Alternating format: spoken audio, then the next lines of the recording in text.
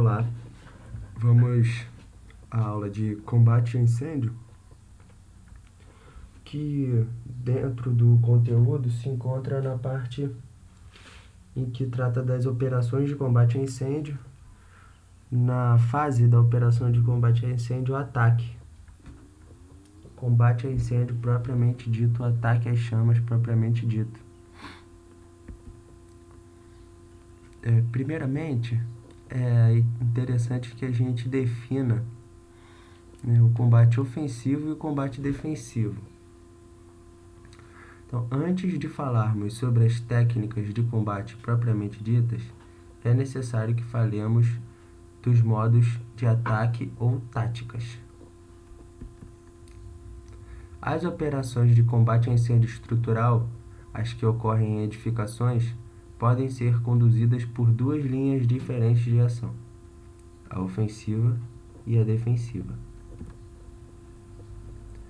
As operações ofensivas consistem na penetração e combate ao incêndio no interior da edificação.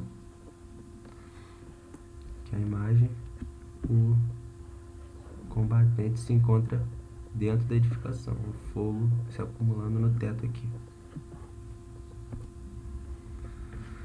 As operações defensivas consistem no combate externo, fora da edificação, concentrando esforços também no isolamento do incêndio.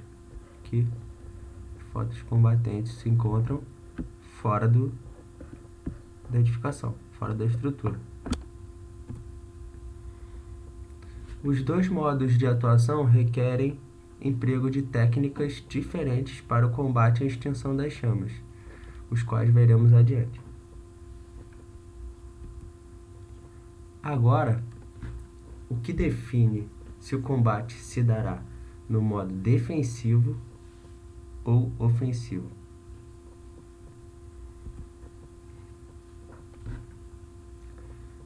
De modo geral, das situações remetem o combate estrutural ao modo defensivo.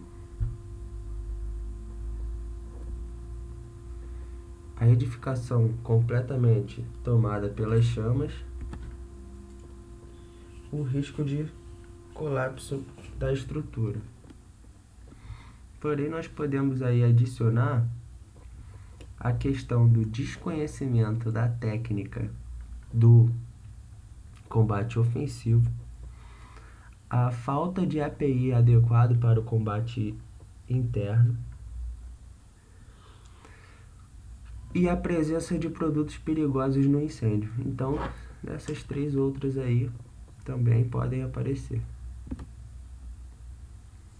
Então, tomado pelas chamas, combate externo, certo? Não há possibilidade de a gente entrar nesse ambiente aqui para fazer qualquer tipo de combate nesse momento da imagem. Tá aqui o bombeiro fazendo um combate externo. De modo geral, duas situações remetem ao combate a incêndio estrutural no modo defensivo: edificação completamente tomada pelas chamas e risco estrutural. Mesmo os fenômenos do comportamento extremo do fogo não impedem a operação ofensiva. Ou seja, podemos,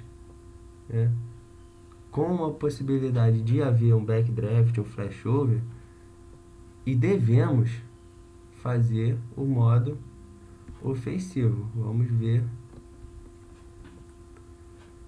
à frente. Pode ser que se atue defensivamente até que os riscos de fenômenos de ignição rápida dos gases sejam contornados, e então a operação passa a ser ofensiva. Ou seja, estão sendo controlados os riscos de haver um backdraft, por exemplo, um flashover. Quando está mitigado esse risco, adentra e a tática altera-se de defensiva para ofensiva.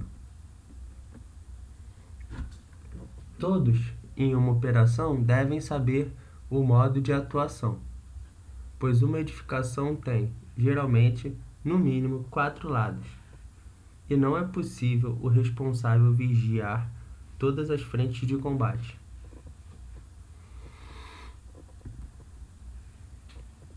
Por isso a importância da cadeia hierárquica, por isso a importância da comunicação efetiva via rádio, de preferência, né? Preferencialmente via rádio.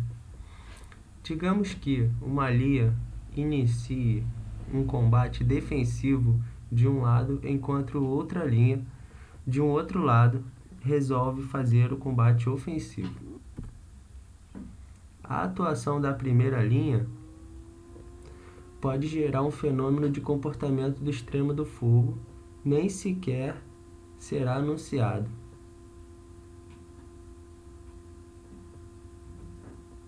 Então, senhores, o que acontece?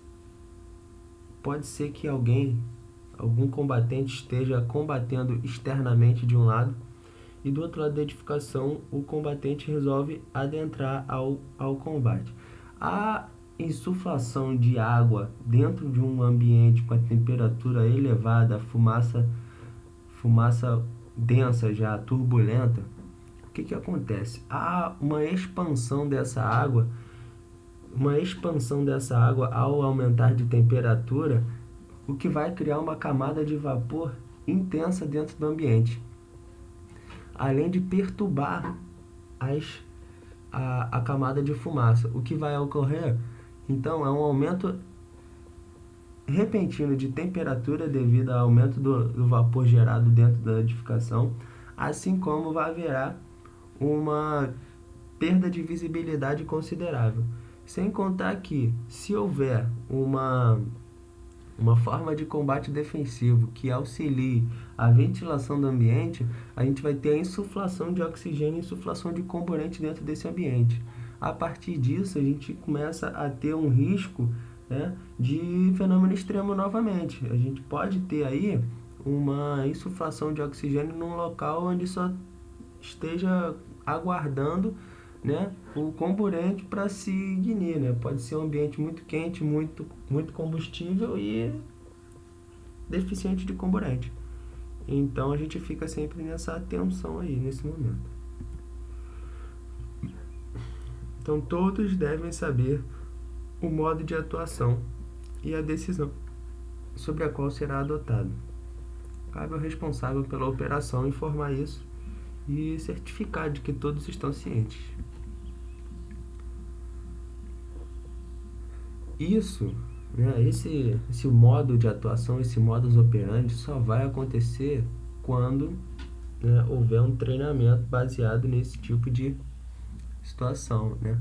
Um treinamento sistematizado, né, que vai orientar essas equipes a poderem, né, fazer isso de forma organizada dentro da teatro de operações.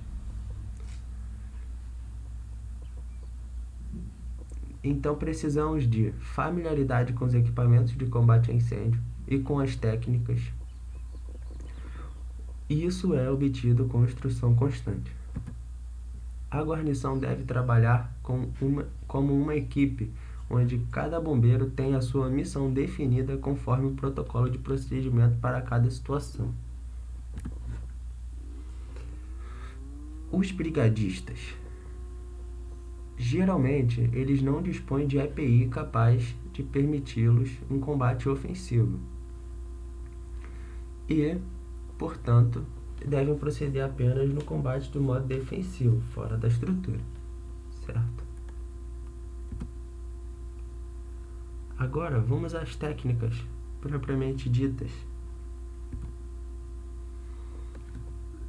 Definindo, né? São formas de utilização dos meios disponíveis para combater incêndios com maior segurança e com o mínimo de danos durante o combate. Combater incêndios não é sinônimo de apagar o fogo. Muitas situações de combate têm o objetivo de apagar o fogo, de extinguir as chamas. Então, dentro do combate, existem ações de combate às chamas. Dentro de combate ao incêndio, existem ações de combate às chamas. Muitas vezes o combate requer ações que focam em outros objetivos. Em um combate a incêndio, há um conjunto de ações que não dizem respeito ao ataque ao fogo em si. Ou seja, não se tratam de extinção, mas que, mesmo assim, compõem as operações que visam o término do incêndio. Por isso, chamamos tais ações de operações de combate e não de operações de extinção.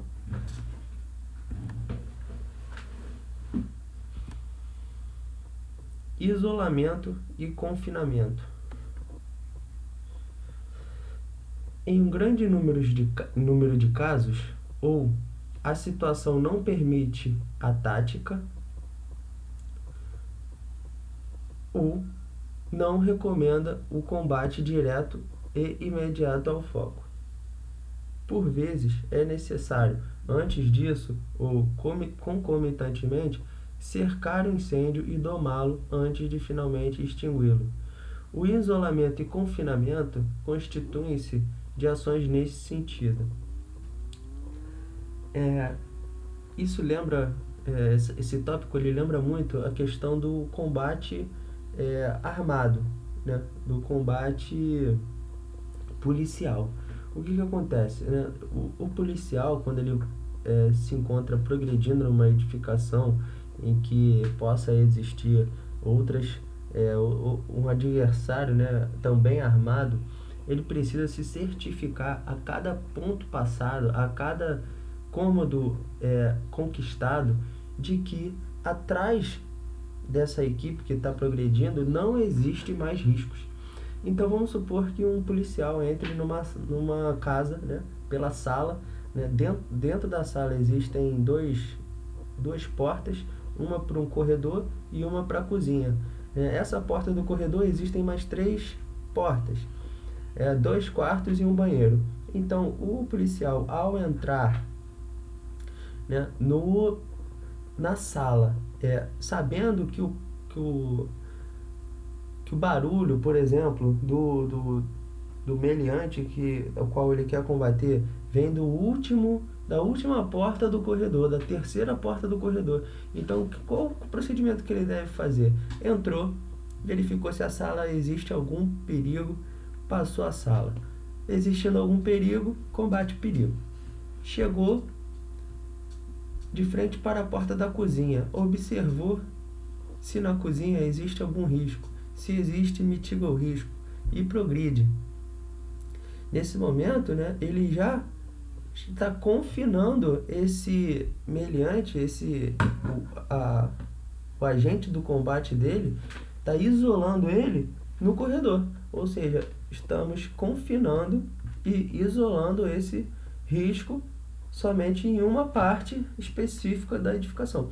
Então, progredindo, né? Batidas as 3 portas, né, verificados os riscos nas 3 portas, a gente vai chegar finalmente ao combate, né, ao adversário, de fato às chamas. Então, reparem como um combate é diferente de um ataque ao foco, certo?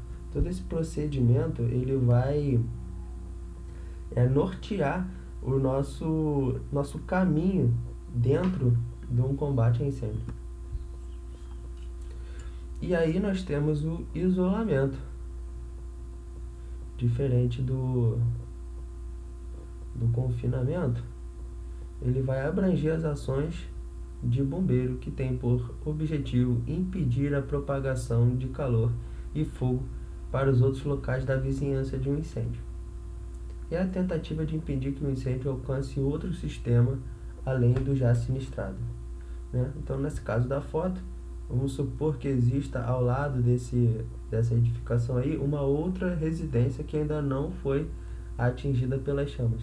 Nesse caso, em que a gente já tem um desenvolvimento completo no interior da edificação, nós iremos simplesmente, né, preservar a edificação ao lado para que ela não seja também atingida. O próprio ataque ao incêndio, em princípio, procedido com rapidez, adequação e suficiência de meios, constitui uma iniciativa isoladora, uma vez que restringe a produção e propagação de calor.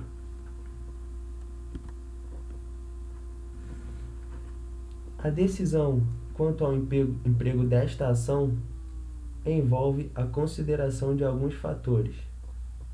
Uma vez que o isolamento sempre desvia linhas de ataque ao fogo e consome o agente extintor, a saber, o teor de calor emanado do incêndio acima de 150 graus é considerado calor excessivo. A proximidade do combustível vizinho ao incêndio, natureza e volume do combustível exposto ao calor propagado, o esvoaçamento de fagulhas para o combustível vizinho, considerar sempre janelas e outras aberturas, o risco de desabamento ou queda de materiais incendiados, que vai propagar o incêndio por projeção, e a impetuosidade e direcionamento da corrente de vento. Então, isso aí, os 6 fatores que deverão ser atentados no momento de realizar um isolamento. Toda iniciativa isoladora exige visão futura de provável duração da ação, né? Ou seja, vamos armar uma linha à direita da edificação e colocar uma escada para o segundo andar para realizar um combate superior na edificação vizinha para que essa água empregada evite a propagação do incêndio.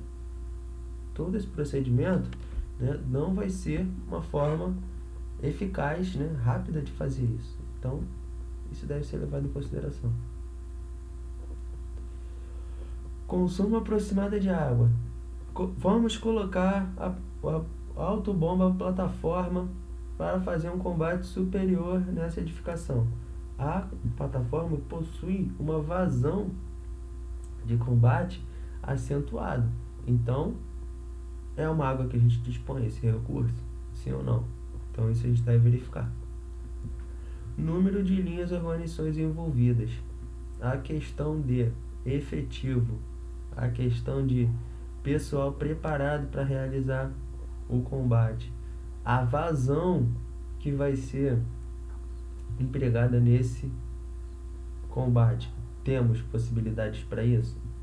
Sim ou não? O pessoal e material afastado do ataque efetivo às chamas, ou seja, um estabelecimento longe da fonte ígnea, longe do fogo, longe do perigo, na zona morna. O isolamento ele pode ser feito resfriando os sistemas com risco de serem atingidos por meio da aplicação de água. Tal medida visa diminuir o efeito da radiação de calor. Lembra que a radiação ela é transmitida em todas as direções, diferente, por exemplo, da convecção, que o calor é transmitido somente na direção vertical? Então, isso é importante, né? Porque nesse tipo de combate, né, que é o isolamento, nós vamos ter que levar em consideração a propagação do calor em todas as direções. Essa forma é muito usada em incêndios em tanques de combustíveis para resfriar o tanque vizinho, certo? Então, a propagação vai ser lateral, né? Por mais que o foco esteja se aumentando na direção vertical, ele esteja aumentando na direção de baixo para cima, ele vai ser importante para isso.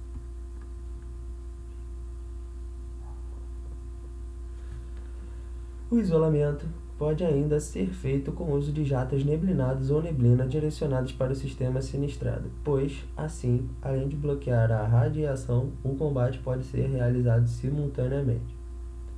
Há ainda a possibilidade de direcionamento da fumaça que escapa de um sistema pelo uso de jato neblinado, que vai desviar, como se fosse uma ventilação. A fumaça, além de conduzir o calor, quando se incendeia, libera uma enorme quantidade de calor que se propaga por irradiação. Outras medidas mais simples podem ser adotadas dependendo da forma como se verifica que o incêndio pode se propagar para o sistema vizinho. Por exemplo, pode ser uma medida eficaz o mero fechamento das janelas para evitar a penetração de fagulhas trazidas pelo vento ou evitar a penetração de fumaça superaquecida. O confinamento. Então, o confinamento ele é o conjunto de ações executadas dentro de uma edificação que visam impedir a propagação de fogo e calor a compartimentos ainda não atingidos pelo incêndio. A tendência dos gases aquecidos é subir, né? Vide a convecção, que transporta 70% da energia em direção vertical, o que torna urgente o confinamento de incêndios verticais, tanto quanto mais baixo for o andar onde se localiza o sinistro. Ou seja, no primeiro andar, essa fumaça vai se propagar para todos os andares acima. E no X andar, essa fumaça vai se propagar para todos menos X andares, certo? Então essa visão aí, ela de confinar, né? O que significa isso? Fechar a porta de um elevador, fechar a porta das escadas pressurizadas, ou então bloquear o acesso da fumaça a um sistema de shaft, né? Numa edificação elevada, essas três ações são as principais no momento em de fechar janelas, né? A fumaça pode sair pela janela e assim ela está se direcionando para as janelas acima e pode acabar entrando, dependendo do vento, em outro andar em que pode ter um acúmulo de fumaça e vir a ignitar essa fumaça em outro andar. Nos incêndios, a propagação ocorre lateralmente, de cima para baixo e de baixo para cima, merecendo a ação preventiva dos bombeiros os seguintes meios: aberturas que possam ser alcançadas por chamas ou ar quente, explosões, queima de paredes e portas internas. Então ali a deteriorização do material de uma porta pode acabar causando um não confinamento, né? Uma ventilação desse cômodo que deve ser confinado. Chamas e fagulhas vindas de janelas para outras aberturas.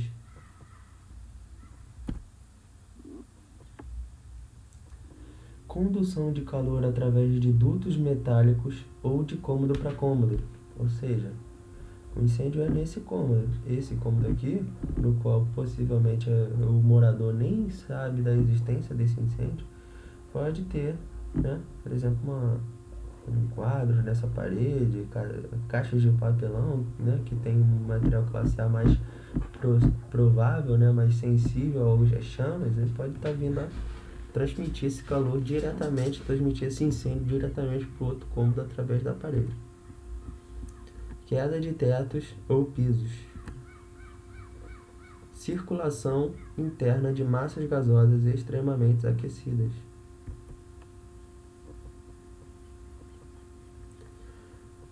Os sistemas de ventilação forçada, ar-condicionado, devem ter seu funcionamento suspenso, pois poderiam contribuir para a extensão do incêndio, conduzindo fumaça e calor para os locais não atingidos pelas chamas.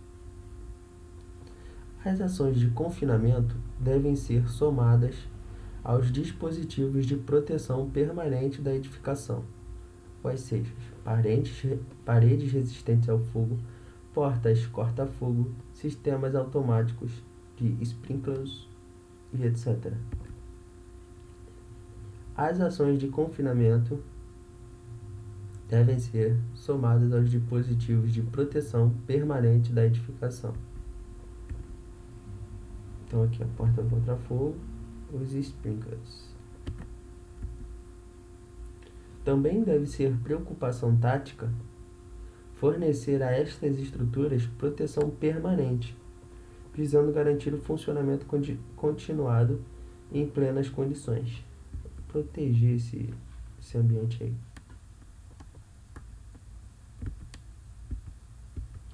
O ataque direto, que nós veremos adiante, constitui um método adequado de retirada de calor excessivo dos ambientes confinados. Isso pode ser feito muitas vezes, não com o intuito de apagar o fogo, mas de impedir que ele se espalhe. Seria um ataque transicional, né? As técnicas mais modernas a gente chama. A descoloração da pintura e o desprendimento de reboco acusam a propagação de calor naqueles espaços. Pelo tato, podemos detectar também a propagação em paredes e forros, devendo ser abertos tais espaços e submetidos à ação extintora ou resfriadora.